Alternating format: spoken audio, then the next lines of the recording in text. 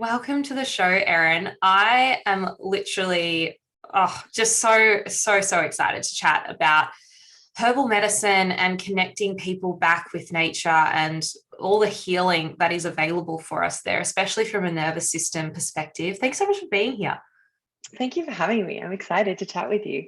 And it's also really great because, I worked with herbal medicine too. And when I was studying naturopathy, I every time we would talk about the nervous system or anxiety or managing stress, and there'd be a herb that would come up for that specifically, my eyes would light up, and it's just such a passion. Where did the passion start for you?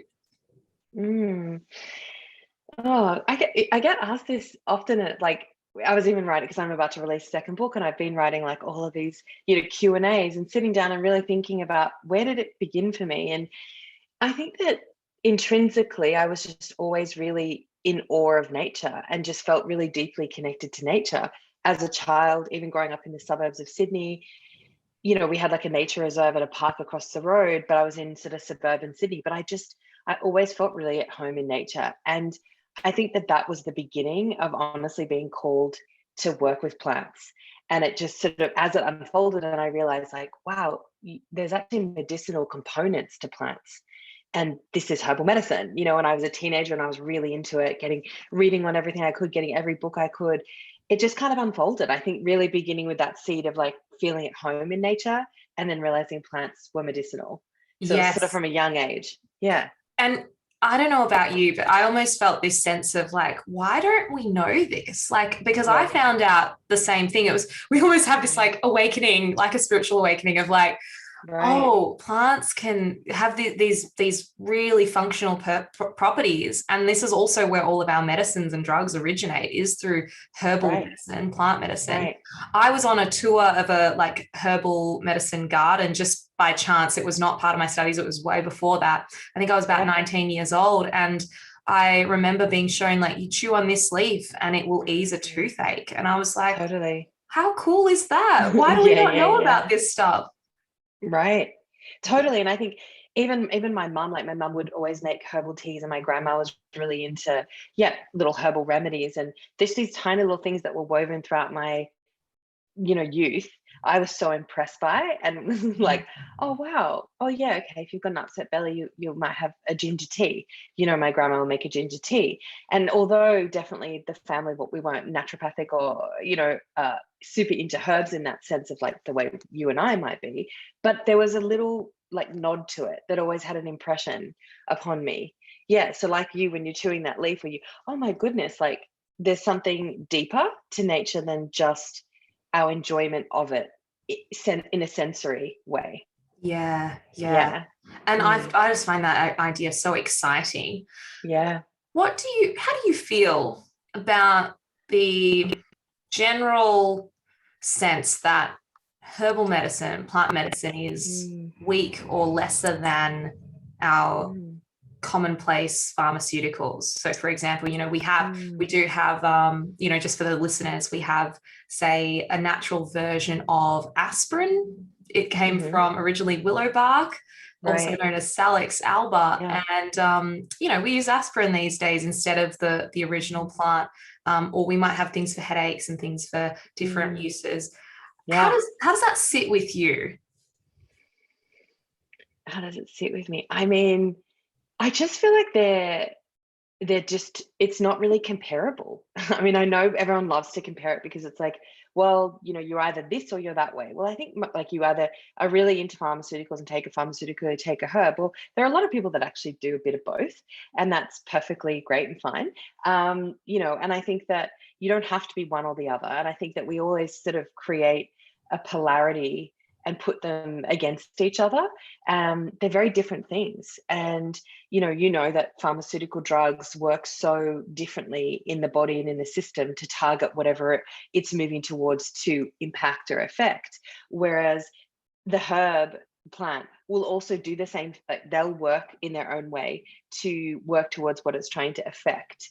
But it is not the same. Then they don't take the same pathways. They don't affect the body in the same way.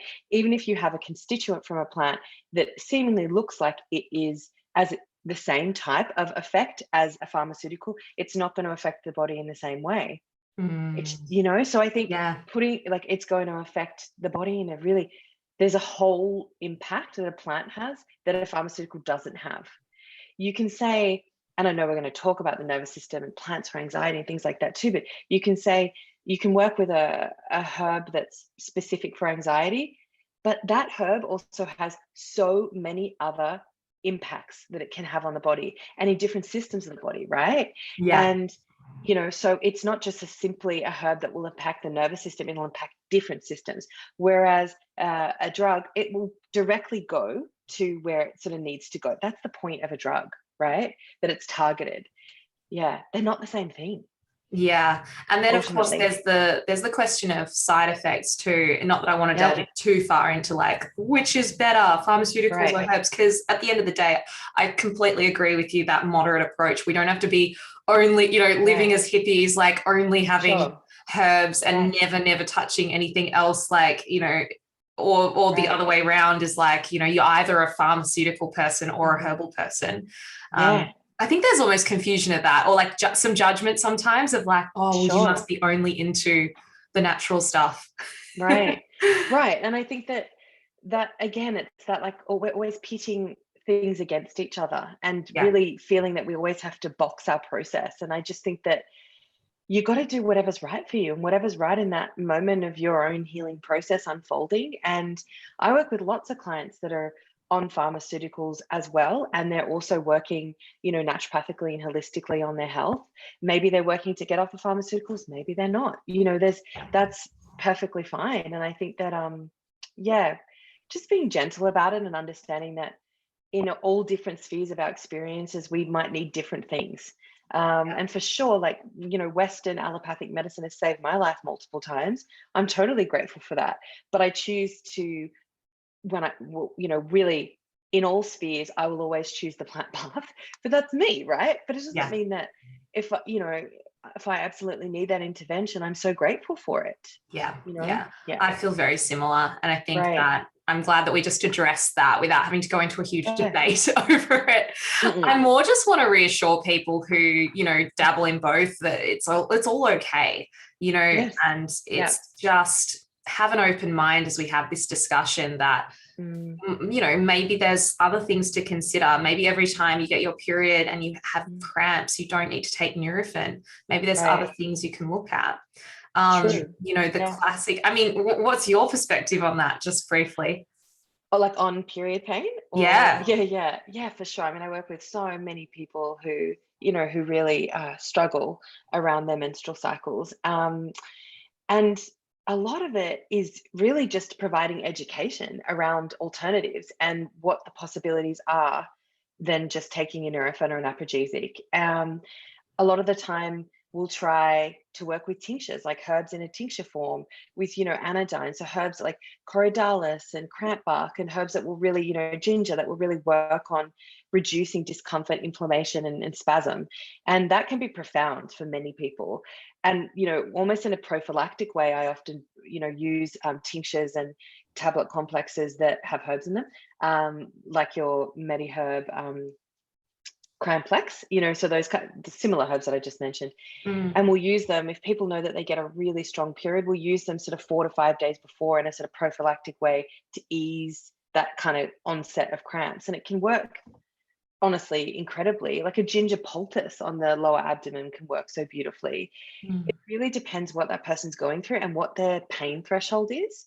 And the bigger picture, because no one cramp is the same experience in different, you know what I mean? We can say menstrual pain and you can understand that and I can understand that, but your level of what menstrual pain is very probably different to my perception of menstrual pain.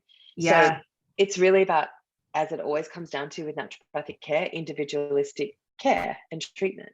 Yeah, I agree. And that's such a good point too, to just add in that element of perception too that goes into it, because we are working with, reported like what someone's symptoms are and what someone's describing their pain to be. And that can be different. And for some people, it can be like a heavy dragging pain. For some people, it can be a really sharp stabbing pain. But even within the sharp stabbing pains, there's a whole lot of other different ways you can experience it. Absolutely. Yeah. And so I suppose just to summarize what you're alluding to there is that through herbal medicine, we have the ability to have almost like a more artistic approach to the whole thing of being able to address right down to what that individual needs. That's it. And also kind of even stepping back even further is getting to the roots of why the cramps might be so marked and severe. Yeah. Right. So again, it's we're not trying to just cover up and band-aid the cramp. We're trying to get to the roots, but we also know that we want to get you out of pain, so it's like we might go into that symptom relief initially, but we're going to go right down to the roots eventually as we work together. Yeah. And, I think that draws us beautifully into moving on to the discussion of anxiety and managing that through herbal medicine, because this is not a game of like, let's just take something that's going to numb the anxiety and make it go away for the next hour or two or the next day. And I think, unfortunately, that's the way we play this game majority of the time. We don't want to feel it. It's incredibly uncomfortable. Have you experienced anxiety yourself, Erin? For sure. I mean, for sure. I'm not much of an anxious person, but I mean, I can share my whole story of when I went through burnout and how that kind of held hands with anxiety. Yeah. But definitely. Sure, of course. I feel like, who hasn't experienced anxiety? I feel, so yes. Mm-hmm. Yes, it is. I mean, it is a human emotion as well as something that can become more and more prevalent in our life experience and more dominant.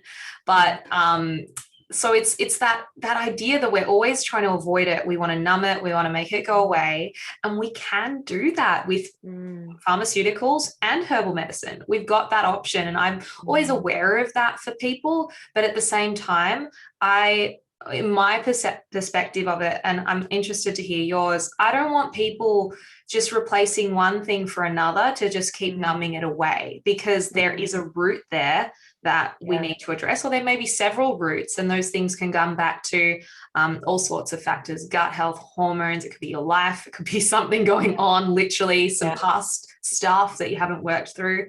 And so there's a lot more to deal with than just, oh, you're feeling really uncomfortable right now, here's something to take.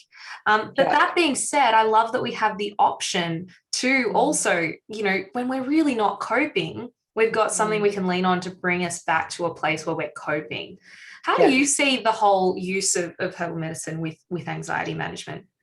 Yeah, I mean, I think that, first of all, I totally understand that concept of, taking something to impact that's anxiety and the nervous system is like, sometimes you don't want to have to take something to calm you down, or like you just sort of, that little thread you mentioned of like taking something to get you into. I think for me, I totally get that, but I also feel like with plant medicine and the way that ultimately it's from nature, and the way that we are ultimately from nature, there really is simply no separation. So thinking about taking plants, I feel like, is such a different perspective than taking a drug, and the way that we can think about working with plants and not being as a taking, kind of like, oh, I'm taking my pill, I'm taking my tincture. I'm working with the plant, I'm working with the tincture. There's just this like relationship and flow between plant medicine and people. And I think that, unfortunately, a little and controversial perhaps, but where naturopathic medicine is going, it just all seems like there's a lot of pill popping going on. There's a lot of, commercialization of supplements. And again, I use a lot of those supplements. I'm not saying that it's a terrible thing to use supplements at all when needed, of course. But we're getting into that mind frame that supplements and plant medicine are the same as, plant medicine equals supplements, and that equals like taking a drug. Yes. And something's happening there that I feel like there's a real incongruency. That's not the truth. The truth is that plants come from nature. We are nature. We are one. Right? Oh, I love where you're taking this, like you're going deep, girl, and it's like, it's beautiful. Keep going. Yeah. But it's like, so in the sense of, if you're feeling anxiety, your nervous system is having a hard time, working with a plant and taking a plant is not the same as taking a drug. You're not relying on this thing to make you feel better. You're working in reciprocity with the plant, because we're all one. in that realm. We're all one. Yeah. So I just wanted to reframe that, because I really think when you feel the need for support, to lean on plant medicine is such a beautiful thing. It's not, you're not, that plant is just going to help you get back to your center. It's not going to do anything to you, Yeah. that you don't want to do. Does that make sense? Like, it's not Yeah. going to force the body to do something it doesn't want to do. It's just going to course correct the body to find the center again. And ideally not create a relationship of dependence where you are just Right. like, I need this to cope through my day. Sure. And Yeah. there are some very strong plants. So I have to say that there are very, especially those nervine relaxants, which we can get into the different, if you'd like, the difference of, nervous system herbs, nervine tonics and tropho-restoratives, and then nervine relaxants, and then your sort of more your like your nervine stimulants. So there's all these sort of different classes within those, that class of herbs, the nervines.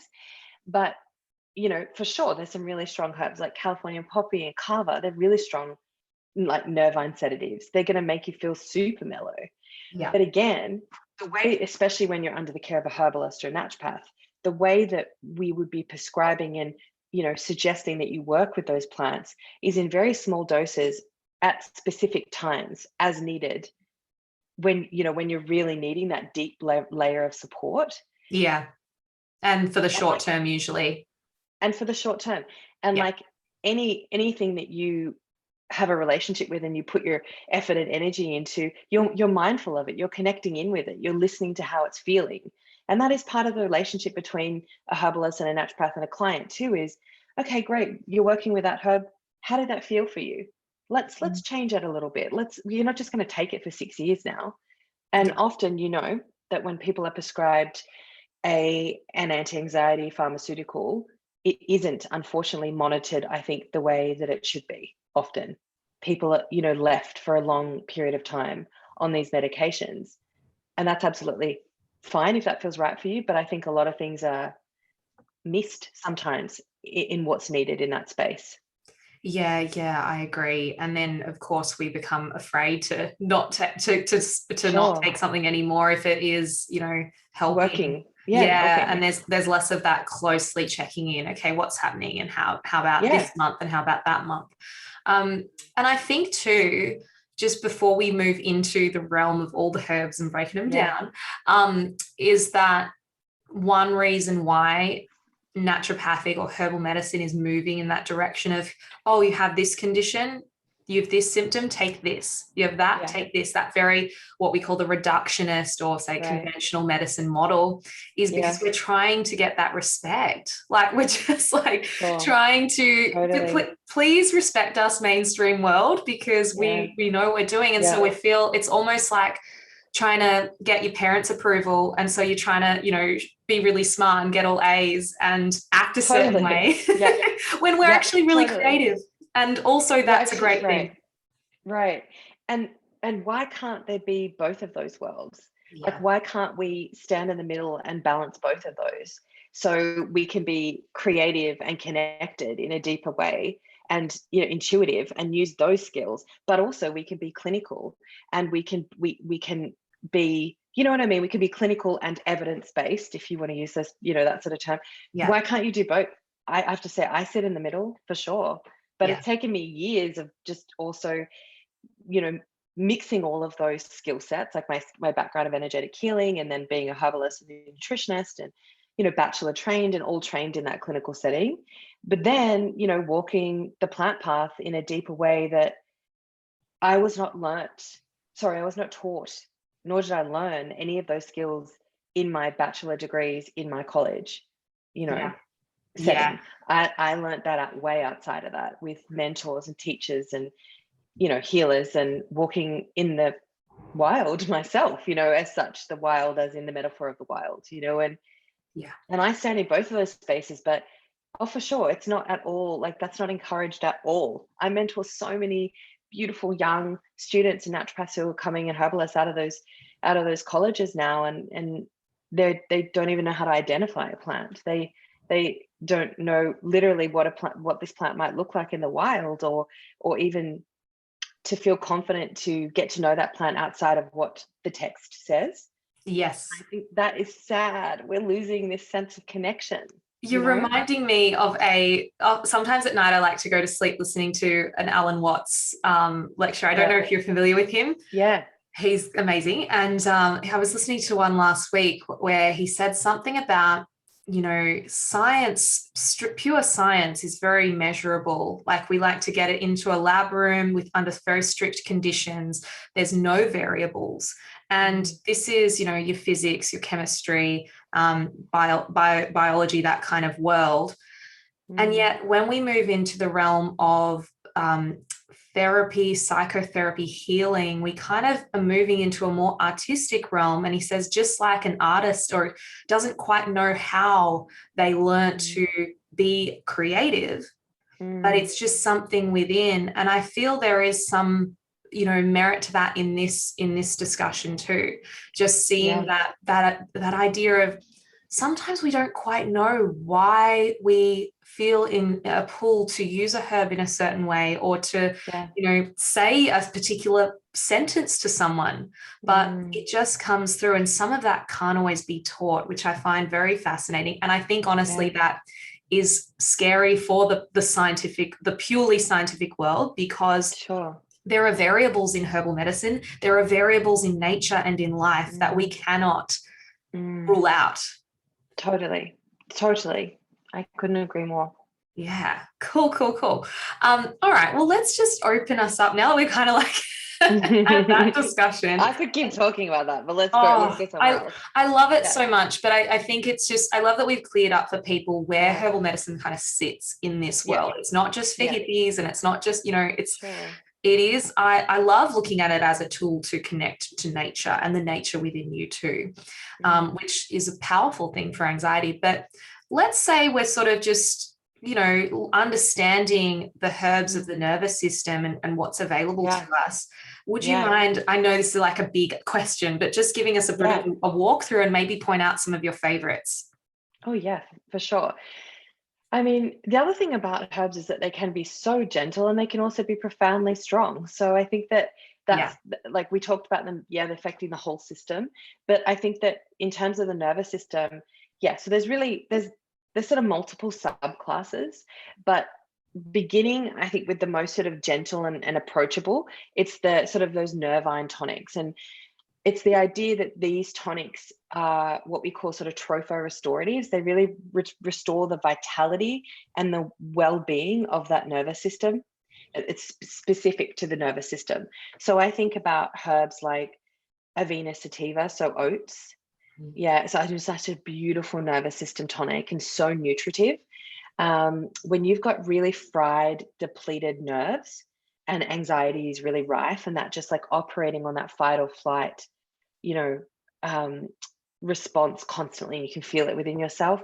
And oats is just such a beautiful herb to work with. And also oats, like the food also oats, they're same feeling and same energy about them.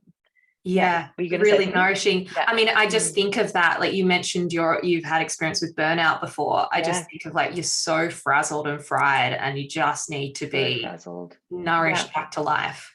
Truly. That's the essence of oats. Also, what else am I thinking? So oats is a beautiful one, and Centella asiatica, so gotukola, is a beautiful tropho-restorative for the nervous system. And actually Centella grows like crazy around here. I don't know if is it too cold around you guys, or have you seen it? We're too cold for Centella. Right. A little subtropical, like really likes warm sort of climate. So I've got it all over my lawn, and and everywhere. It's everywhere up here in the Byron Bay hinterland. But I was just going to say, if you hadn't mentioned, I was like, Erin's in the Byron Bay hinterland, everyone, just so you know. So very warm. And St. John's wort, I really feel like that's such a beautiful, tropho-restorative and nervous system restorer. And I mean, I feel like it is the most commonly kind of linked herb when people think anxiety. When people think anxiety, depression, St. John's wort. There's been so much research also out about St. John's wort. So it's very evidence-based, but it has a beautiful affinity for restoring the nervous system. There are so many others. Brahmi is a beautiful one. to restore the nervous system. So yeah, oats, Brahmi, St. John's wort, Centella asiatica, so gotcha cola. I think they're 4 beautiful ones to look at for just restoring a depleted nervous system. Yeah. To bringing vitalism back to the nervous system.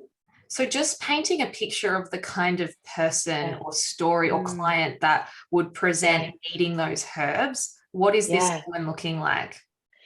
I mean, anyone who's very depleted, anxious, on edge, even low moods, feeling quite low. So swinging between, maybe I see a lot of people who swing between anxiety and depression and really sort of struggling with both of those elements. But someone who's a bit of a shell of themselves, these are the kind of herbs that really revive and bring them back to their center. So those real downtrodden, depleted kind of folk really work well with these kind of herbs. I love that you also described St. John's wort as sort of really nourishing and reviving the nervous system, because we often hear it discussed as the serotonin reuptake inhibitor of the sort of plant world. We have a few that sort of increase serotonin levels, but we often talk about it in terms of serotonin. But again, you're kind of alluding to the element here that there's more going on than just serotonin. Definitely. It has, I think it has a far more, again, what we've done is we've looked at the plant, we've seen that certain constituents have an affinity for this out of the plant. It has an impact much like an SSRI or similar to an SSRI. That's what science says. But what we've done is we've pulled it apart. We've reduced it to something. There's so much more information about St. John's wort. I mean, this is a plant that has been used for eons in so many different traditions, and it's got an effect on a multi-system effect. I mean, any plant has a multi-system effect in some capacity. So yeah, it's not just that, it's many more things. Yeah. And yet there are also a lot of critics potentially out there of something like St. John's wort, because it's been flagged as potentially having some warnings or need for caution, which I think is unfortunately a bit of a silencer again of the power of herbal medicine, because it's like, we can't measure enough around it. But do you want to just sort of like just open that up a little bit for people? Do you also like cautions around, are you talking about, I mean, the few things that come to mind straight away is that you need to be really mindful of taking St. John's wort if you are taking a certain class of medicines as well. So if you're taking any, you've got to be careful with other antidepressants and just interactions. There's a little caution around taking it while you're taking the pill as well, which a lot of people do not know. So that's one. What were you mentioning? I mean, what were you mentioning? They were the main ones, because it interferes with, and my understanding is the CYP450 enzymes, that there are so many drugs that are metabolized through that pathway in the liver, and it impacts that I think a lot of, I think some people can feel quite like, oh, let's just stay away from that because it's going to mess up with the other drugs. Right. And therefore, let's just stay away from it completely. Like it's too complex and scary. Right. But this is why it's really important for people to connect with a naturopathic practitioner or a herbalist who are fluent, in St. John's wort, and fluent in how it might, how it might affect your body. Because when we connect in a session, when you do it, I don't know if anyone listening hasn't done a naturopathic, session with a practitioner or a herbalist appointment. When we do it, we listen to your whole story. Like we're asking you, an hour and a quarter, an hour and a half worth of questions about your health, your well-being, and how you spend your day and your health history and what you're taking, what you're eating. And so we know a lot about you after that initial session. So our understanding of prescribing something for you, we're really weaving it into what else you might be taking, what you might be eating, and what your lifestyle's like. And that's why it is important to connect with someone and not just grab something off the shelf. Because, you're well guided, right? And any of those concerns of St. John's wort interacting with this or this or this, I would be flagging that immediately as I'm hearing what you're saying in session. Yeah. And the amount of times, Erin, I'll start working with someone who is, has sort of picked something up off the shelf in the health food store because, this is good for stress. This is good for gut health. This is good for liver. Yeah. And no Yeah. real guidance around why. They don't even know why they're taking it half the time. And then Of it just course. feels like Yeah. that's where we move into the realm of, okay, maybe you are wasting your money popping pills like Right. unnecessarily, when you could be well guided and potentially utilize this this toolkit available in herbal medicine and really get the best out of it for yourself. Totally. And I think there's so much power in understanding why you are taking something. Like for me, in all of my treatment notes, when I send somebody a protocol I've been working with, every single tincture, tea, supplement, even lifestyle intervention that I'm suggesting, or nutritional intervention, I always explain why. Yeah. Like, why have I prescribed this? Because I want you to understand also why you're taking it. When you understand why you're taking it, or why you're doing it, why you're making that change in your life, there's far more power to it. Yeah. And I feel like people have more profound shifts understanding that as well. Yeah, I agree. I think that's one of the things that I love most about natural medicine, is that real focus on empowering people to make informed choices. Yeah. In terms of hang on, mental blank. I have to write this down. Yes. Oh, what was I going to say? I was going to lead on perfectly. I had it in my head and then I lost it. Take your time. I'm due for my period like tomorrow, so that's my brain just does this sometimes. What was I going to say? You said something beautiful about empowering people, or giving people back their power. I can't remember. It'll come to me later. And then I said, this is why I love, we can just edit stuff. Totally fine. Yeah, we were talking about people understanding there's more power to healing when you understand. I know now. Yeah. Okay. Great. Okay. And so, Erin, when you're working with a client, do you always sort of educate them around the idea of, we're not just popping this pill or, swigging down this tincture of dark, murky liquid? We are working with the herb. Do you educate them around that? Totally.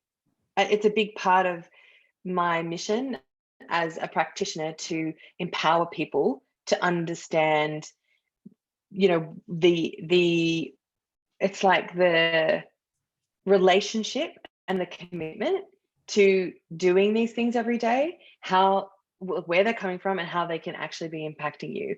Because I feel that, I just feel like it's when we take stuff and we don't really know what's going on, we're sort of not a part of the process in some way. We're like almost like a passenger, but like we should be in the driver's seat of our own health, and even as a practitioner, I'm not driving it. I'm just suggesting and supporting.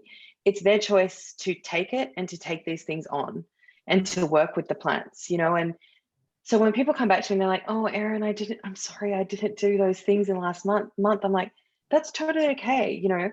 I totally understand, life happens, but don't be sorry. Don't be sorry. You know what I mean? That's okay. But it's not, I'm not offended by that. I just want people to feel that, it's their process, and I'm there to support them and cheer them on. Yeah. You know? Absolutely. No, massive respect for that.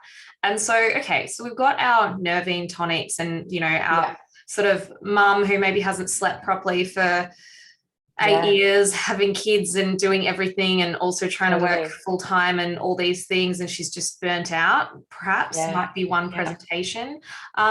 What else is available to us?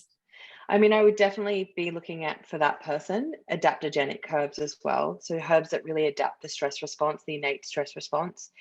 And I think they work beautifully hand in hand. If you were to make a tincture full of those sort of nervine tonics and also adaptogenic tonics, that would be beautiful for that very depleted, frayed person who also goes between anxiety and depression, or just feeling like a shell of themselves, like we mentioned before. And adaptogenic herbs are a beautiful class of, herbal medicines that I feel like are getting a real, they're getting the real limelight right now, because we're all moving through so much, and we're all moving really fast, and we're all feeling a lot right now. And I feel that it's an important time to work on our nervous systems and our adrenal systems while they're just so under the pump, collectively as humans. So that's why I feel like they're in the light, they're in the limelight. One of my personal favorites is ashwagandha. So Withania somnifera, such a beautiful plant, has been profound in my own healing process, and how I witness, others move through their burnout and recovery is incredible with the aid of that plant. But there are many, many beautiful adaptogenic herbs like schizandra. And then you can go into some of the ginsengs like Siberian ginseng, Panax ginseng, Korean ginseng, rhodiola. So there's a bunch of beautiful adaptogenic herbs, but I do think that they work beautifully with those gentle tropho-restoratives for the nervous system as well. And I think one thing I want to point out here, well, two things actually. One is none of these herbs, for everyone listening, only do that one thing. Adaptogens are so beautiful, particularly they're so quite a very like whole system working, many of them. Truly. Yeah.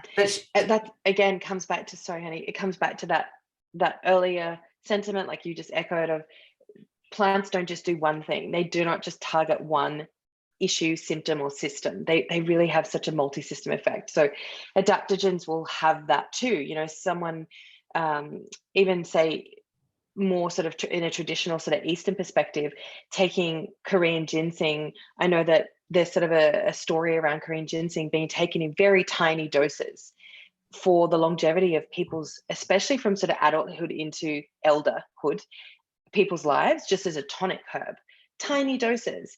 And that's something that's really revered in a lot of Eastern cultures, whereas we would maybe use it differently in our Western understanding of the herb, not a little of something every day. We'd maybe whack it into, you know what I mean, different tinctures and take that for 3 months or to support. Well, this is the funny thing, right? Because a big part of my work is, working with caffeine and people's amounts that they're taking in all the time. Right.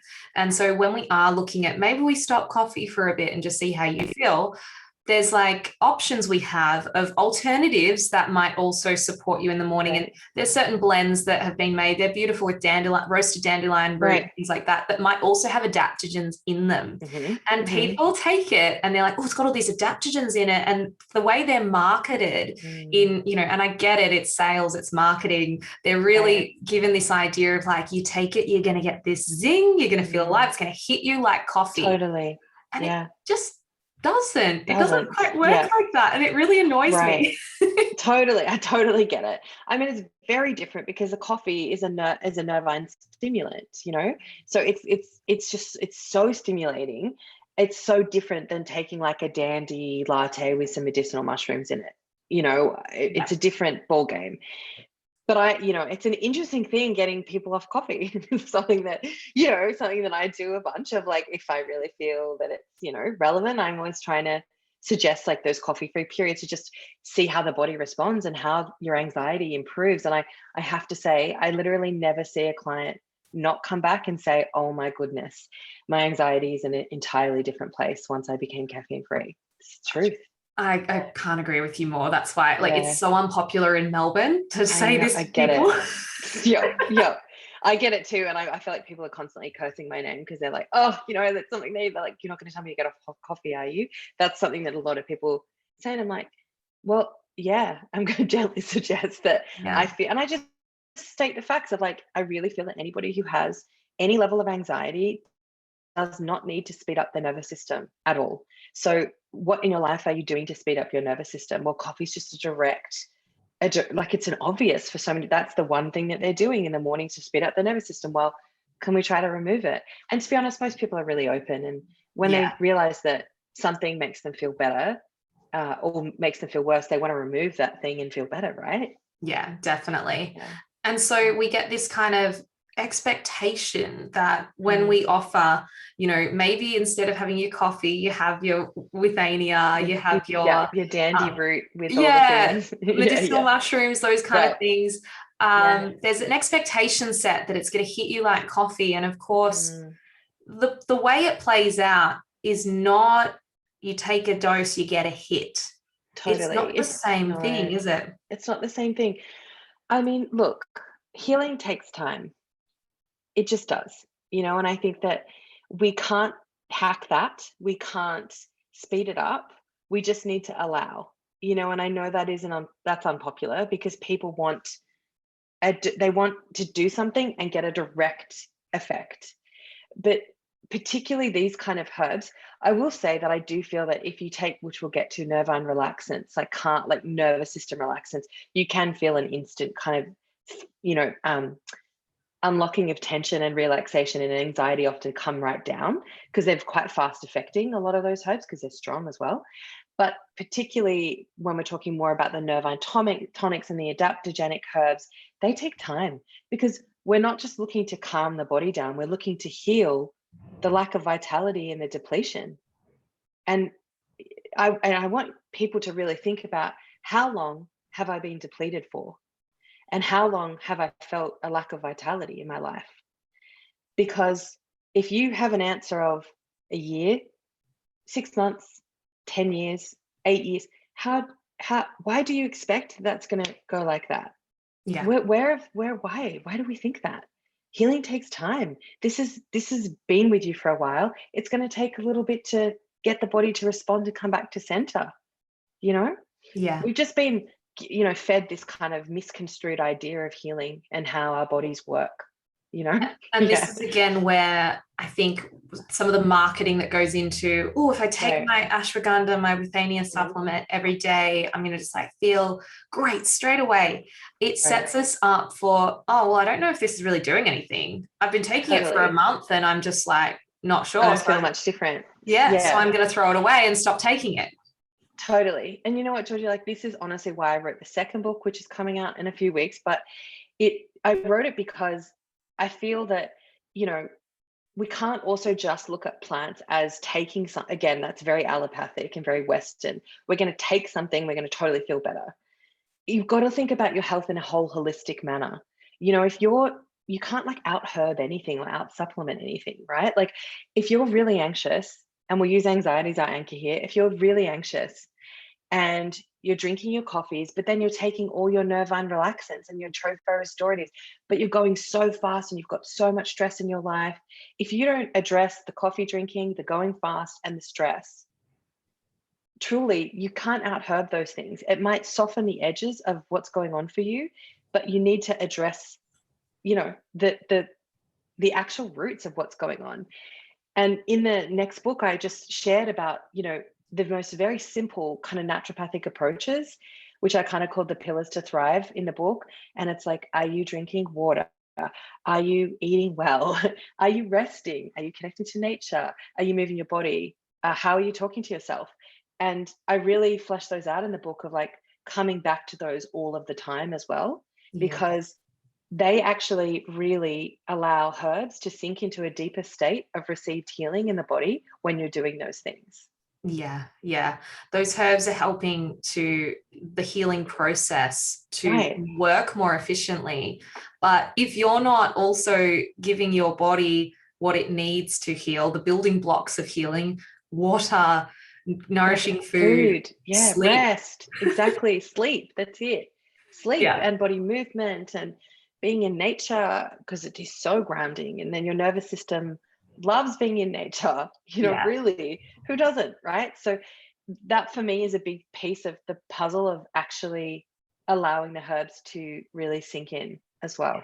Yeah, I couldn't agree more. And it's I don't want us to get into this habit of taking herbs to enable our bad habits or our destructive habits that are not supporting us. That's it, totally. And I think, drinking that medicinal concoction in the morning, like you mentioned, instead of coffee, if you're working with that, give it time, first of all. Yeah. Really give it time. And time as in, if this has been going on for 3 years, 3 to 6 months plus, right? But maybe it might take 3 months for you to feel that spark of vitality come back. But you need to look at your life and look at what's going on, where are the roots, and how can I edit? And I would seriously say, when you're feeling overwhelmed, because that might make someone feel really overwhelmed, me even just saying that, where do I even begin with that? Flesh out your support team. Seriously, who is your support team? And really looking at who can help me.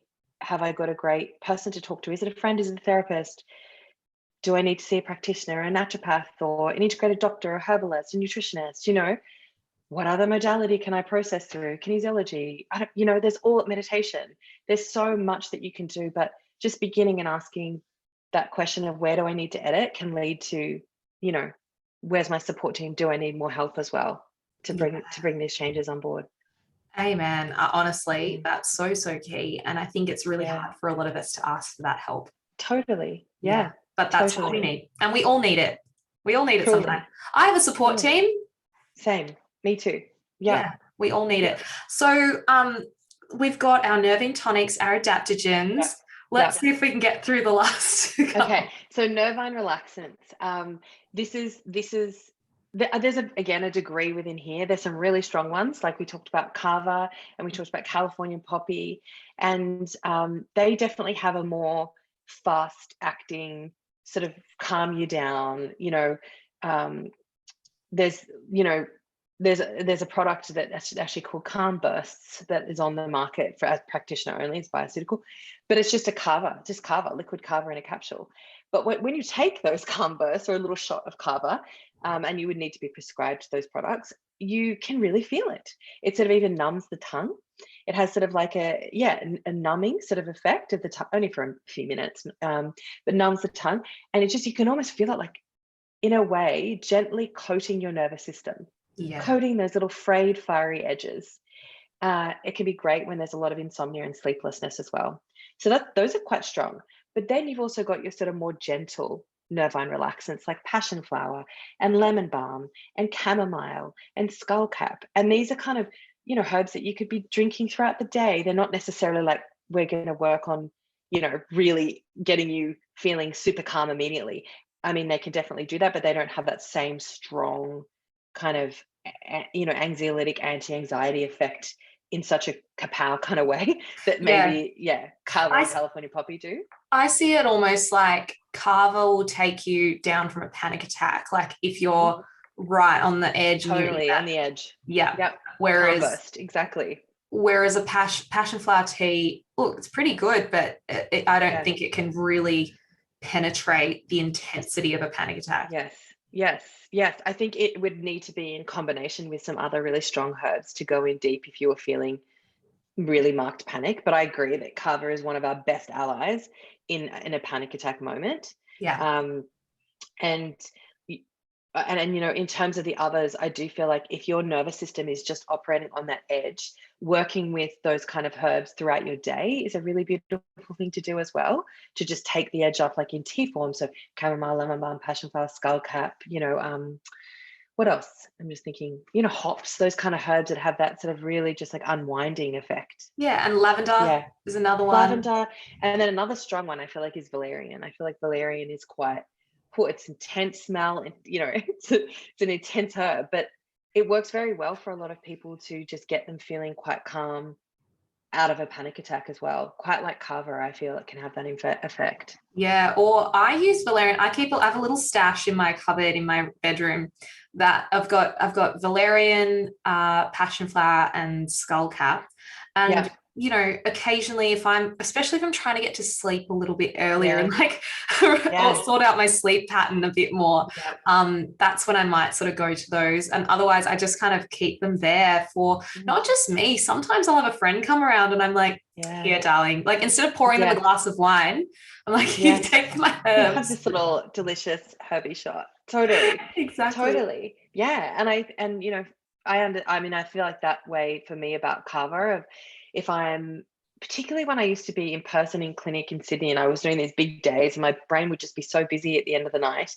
and I would find it really hard to sleep just because I'd been engaging so much and so on, and everyone's stories in my head, and just super busy head. And I would take a little shot of kava often to just lull me into a deeper received state of sleep, because my nervous system was on, and that worked really well.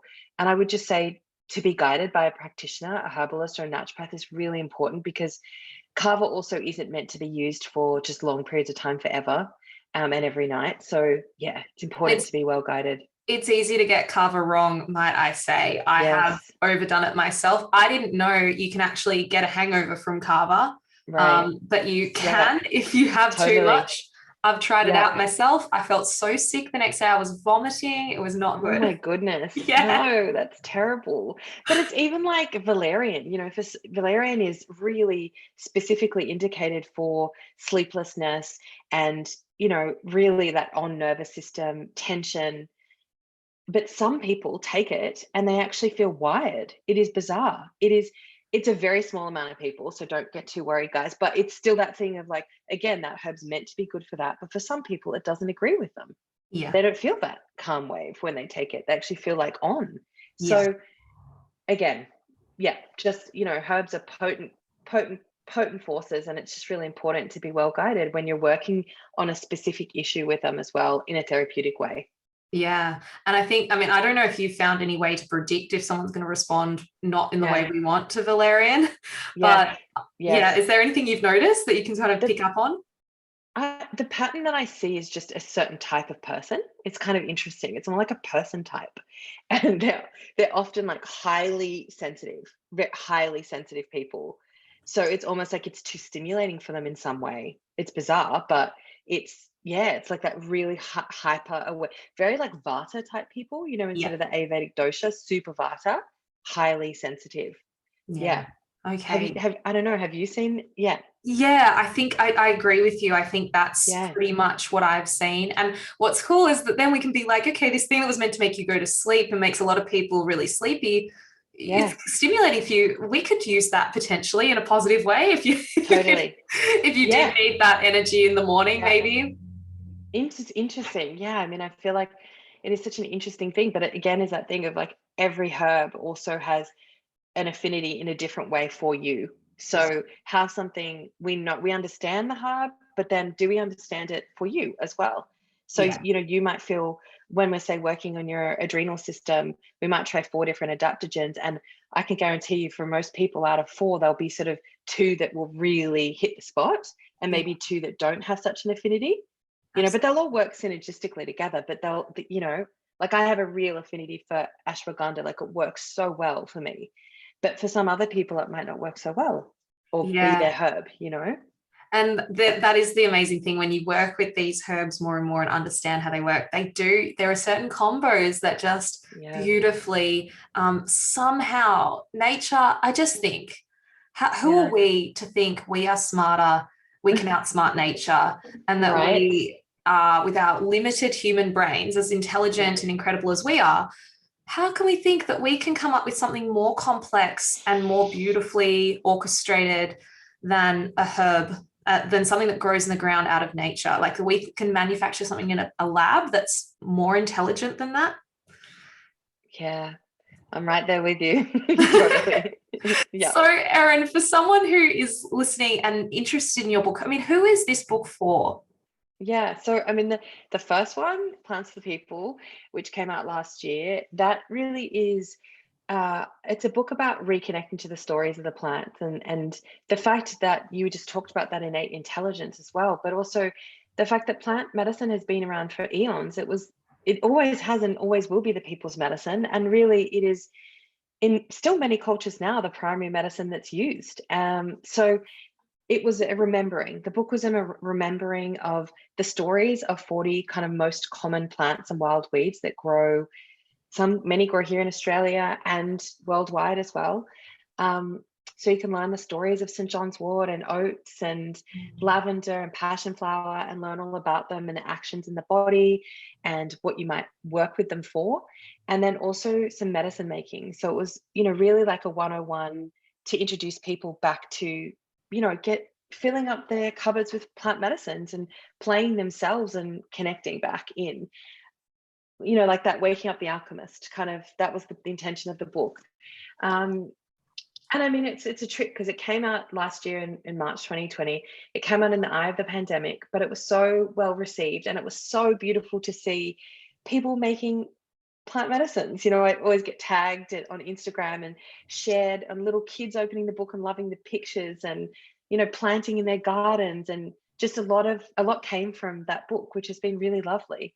And then the second book, which is about to come out in a few weeks in Australia, The Plant Clinic, is really a culmination of my work as a clinician helping people heal with plant medicine. It's much more about how to work with your body and being with the plants.